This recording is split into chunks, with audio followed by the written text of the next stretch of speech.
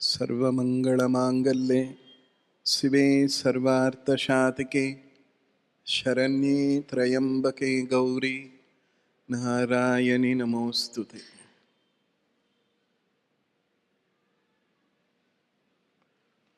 உலகத்தில் இருக்கிற எல்லா ஜனங்களுக்கும்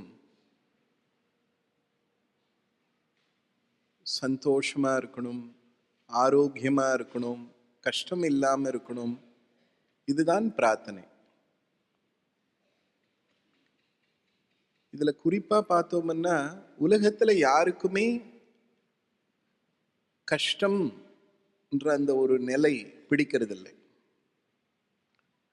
எல்லாரும் சந்தோஷமா இருக்கணும், ஆரோக்கியமா இருக்கணும், இதுதான் பிரார்த்தனை பண்ணுவாங்களே தவிர அந்த கஷ்டம்ன்றது மட்டும் யாருக்குமே பிடிக்காத வார்த்தை. ஒரு மனுஷனுடைய வாழ்க்கையில கஷ்டமும் சந்தோஷமும் ரெண்டுமே ஒரு மனிதனுக்கு ஒரு நல்ல ஞானத்தை கொடுக்கறதுக்காக உருவாக்கப்பட்டது தான். ஆக வாழ்க்கையில சந்தோஷம் இருந்தா மட்டும்தான் அந்த வாழ்க்கை ஆசீர்வாதம் பண்ண வாழ்க்கை. வாழ்க்கையில எப்பனா கஷ்டம் வந்தா அது தெய்வ அருள் கிடைக்கல அப்படின்னு அர்த்தமானா இல்லை. நிறைய நேரங்கள்ல நிறைய பேருக்கு அவங்க வாழ்க்கையில வந்த கஷ்டம்தான் அவங்களுடைய வாழ்க்கையே திருப்பு முனையா ஆக்கியிருக்கும். எத்தனையோ பேருக்கு கடவுள் பக்தி இருந்திருக்காது, ஒரு கஷ்டம் வந்திருக்கும். அந்த கஷ்டம் வந்ததால தான் தெய்வம் என்ற ஒரு சக்தியே மேலே அவங்க மனசானது கவனத்தை வச்சிருக்கும். கஷ்டம்ன்றது வர்றது ஒருத்தரை கவலைப்படுத்துறதுக்காக மட்டும் இல்லை. பொதுவாக கஷ்டம் அப்படின்னா என்னன்னா, எந்த ஒரு விஷயத்தை நம்மால ஏற்றுக்கொள்ள முடியலையோ, எந்த ஒரு விஷயத்தை நம்மால தாங்கி கொள்ள முடியலையோ, எந்த ஒரு விஷயம் நமக்கு வலியை தருதோ, எந்த ஒரு விஷயம் நமக்கு துக்கத்தை தருதோ, இதைத்தான் என்னன்னு சொல்றோம், கஷ்டம்ன்றோம். ஆக கஷ்டம்ன்றது இந்த 4 வகையில ஒன்று இருக்கும். ஒன்று நம்மால ஏத்துக்க முடியாததா இருக்கும், இல்லை நமக்கு வலியை கொடுக்கக்கூடியதா இருக்கும், இல்லை நமக்கு தாங்க முடியாததா இருக்கும். இதுதான் கஷ்டம். மனுஷ வாழ்க்கையில ஒருத்தருக்கு கஷ்டமே வரல அப்படின்னா என்ன ஆகும் அப்படின்னா, அவங்கனாலே மற்ற எல்லாருக்கும் கஷ்டம் வரும். அதுதான் நடக்கும். மனுஷ வாழ்க்கையில கஷ்டமே ஒருத்தனுக்கு வேணாம் அப்படின்னு நினைக்கிறாங்க அப்படின்னா அந்த வாழ்க்கை எப்படிப்பட்டதா இருக்கும்னா அவங்கனால எல்லாருக்கும் கஷ்டமா இருக்கும். எப்படின்னு பார்த்தோம்னா, உதாரணத்துக்கு ஒருத்தருக்கு வாழ்க்கையில கஷ்டம் வருது, ஒரு முறை அந்த கஷ்டத்தை அனுபவிக்கிறோம். அந்த கஷ்டத்தை அனுபவிச்சு முடிச்ச உடனே அந்த கஷ்டத்தினுடைய வலி தெரியுது. ஐயோ அப்பா, இந்த கஷ்டம் இப்படி வந்து நம்மளை பாதிக்குதே, இனி இந்த கஷ்டம் நமக்கு வரக்கூடாது அப்படின்னு நினைக்கிறோம். அதுக்கு முன்னாடி யோசிக்கிறோம், இந்த கஷ்டம் ஏன் நமக்கு வந்தது அப்படின்னு. அந்த யோசிக்கும் பொழுது அதுக்கு விடை என்ன கிடைக்குதுன்னா, இதுக்கு முன்னாடி ஜென்மத்துல ஏதோ ஒரு இடத்துல ஏதோ ஒரு பாவம் பண்ணியிருக்கோம். அந்த பாவத்தினுடைய கர்மாவனுடைய பலன்தான் இந்த ஜென்மத்துல என்னவா வந்திருக்கு, கஷ்டமா வந்திருக்கு. அந்த கஷ்டம் வரும் பொழுது அதை தாங்கிக்க முடியலை. அப்ப கஷ்டம் ஒரு முறை வாழ்க்கையில வரும்போது அப்ப யோசிக்குது மனசு, ஐயோ மறுபடியும் இந்த கஷ்டத்தை இன்னொரு முறை அனுபவிக்க கூடாது அப்படின்னு.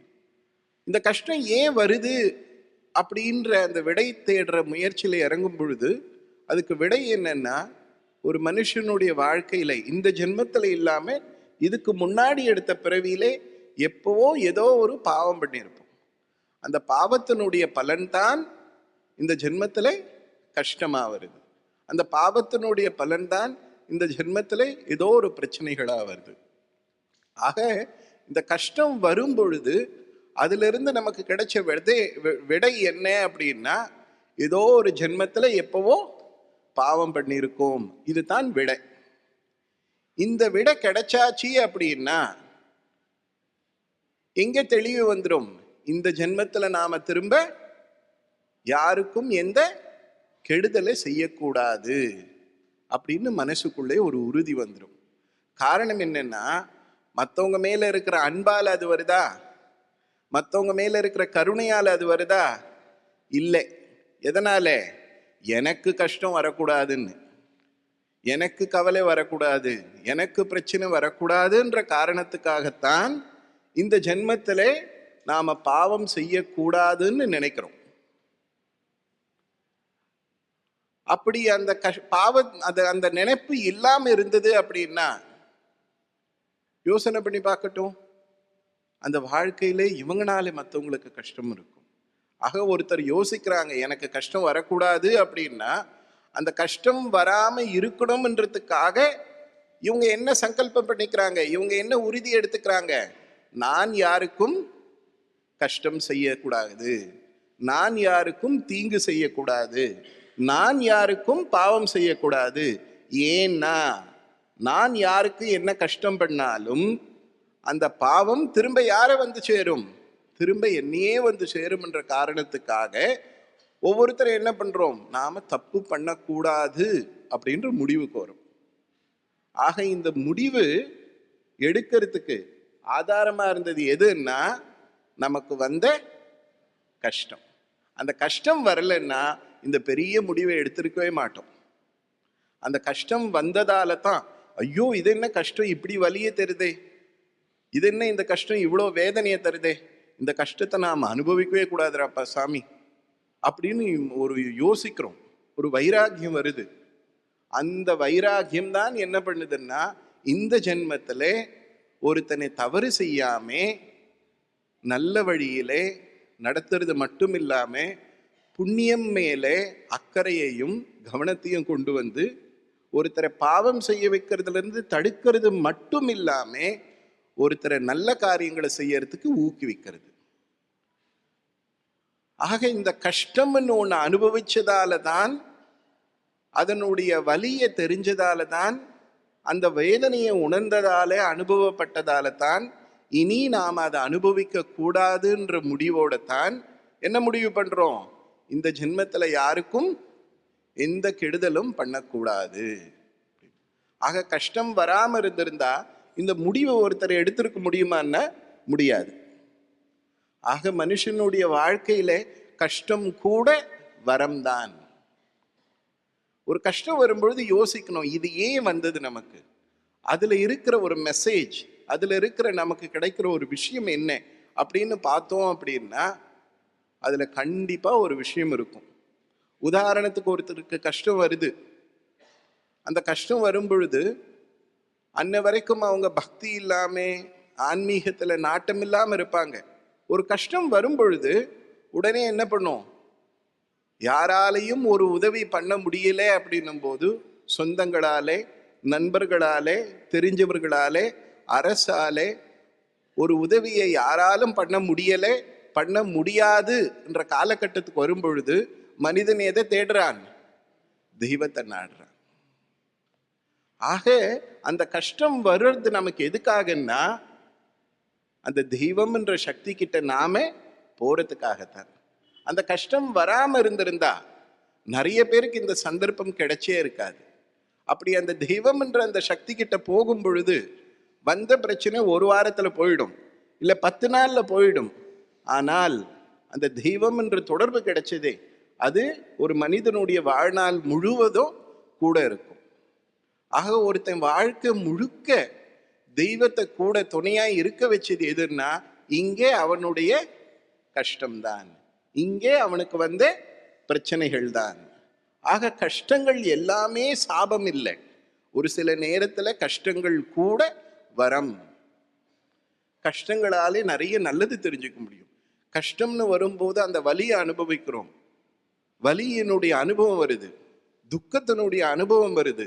அது என்ன பண்ணுதுன்னா, நான் திரும்ப இதை அனுபவிக்க கூடாது அப்படின்ற ஒரு உறுதியை கொண்டு வந்து, அது நான் என்கிட்ட அந்த பாவம் வராம இருக்கிறதுக்கு, நான் துக்கம் வராம இருக்கிறதுக்கு நான் என்னெல்லாம் செய்ய முடியுமோ அத்தனையும் செய்வேன் அப்படின்னு ஒரு எண்ணத்தை கொண்டு வந்து நல்லது செய்ய மனசு கொடுக்குது.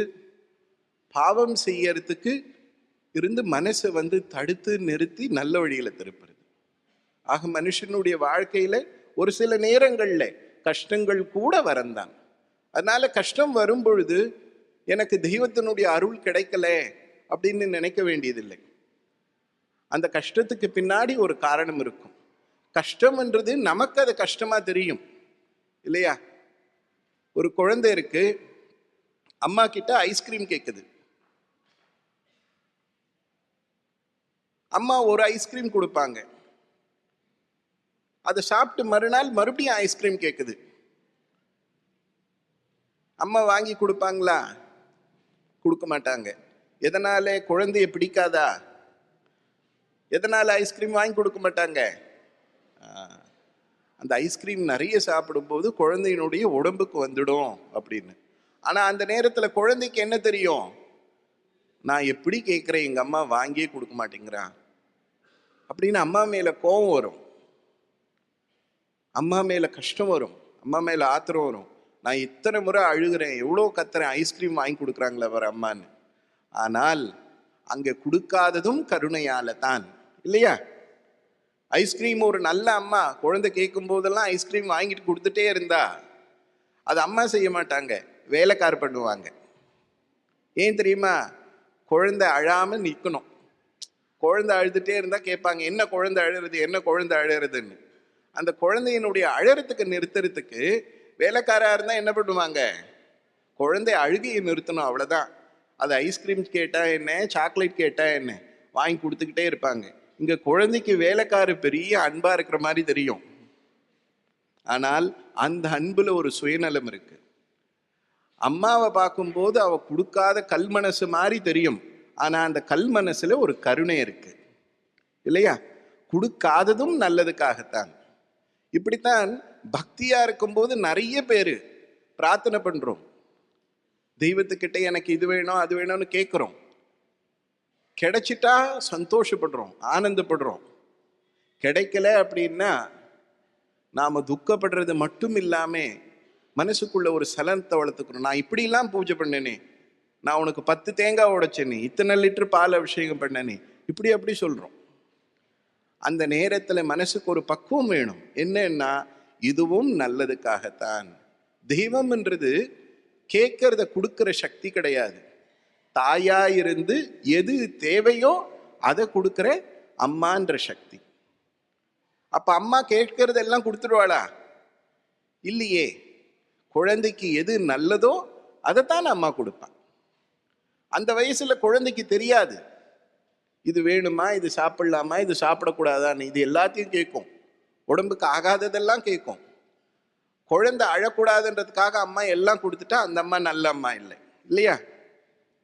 குழந்தைக்கு எது தேவையோ அதை கொடுக்கணும், எது தேவையில்லையோ அதை தரமாட்டேன்.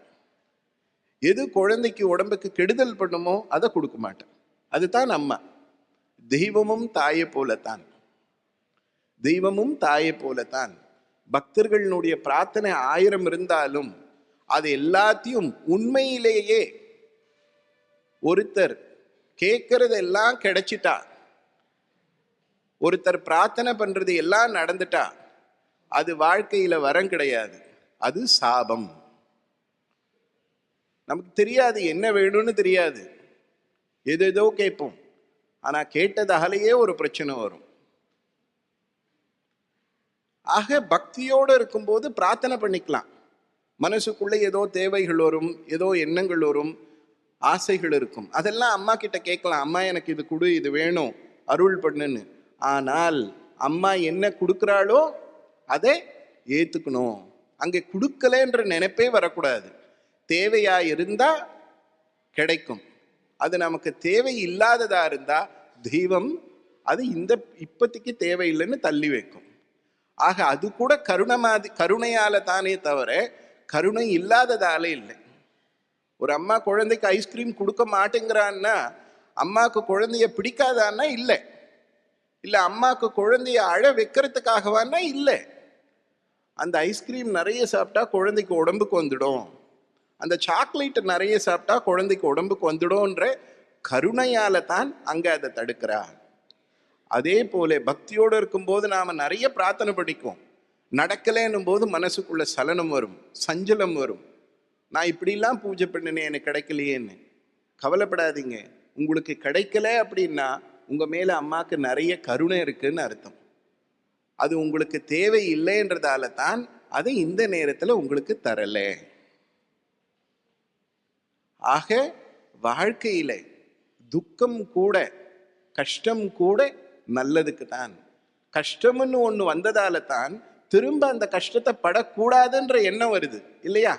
கஷ்டம்னு வராம இருந்திருந்தா, அந்த கஷ்டத்தினுடைய அனுபவம் தெரியாம இருந்திருந்தா அந்த எண்ணம் வருமா? அதுக்காக வாழ்க்கையில முயற்சியும் வைராக்கியமும் வருமா? வராது.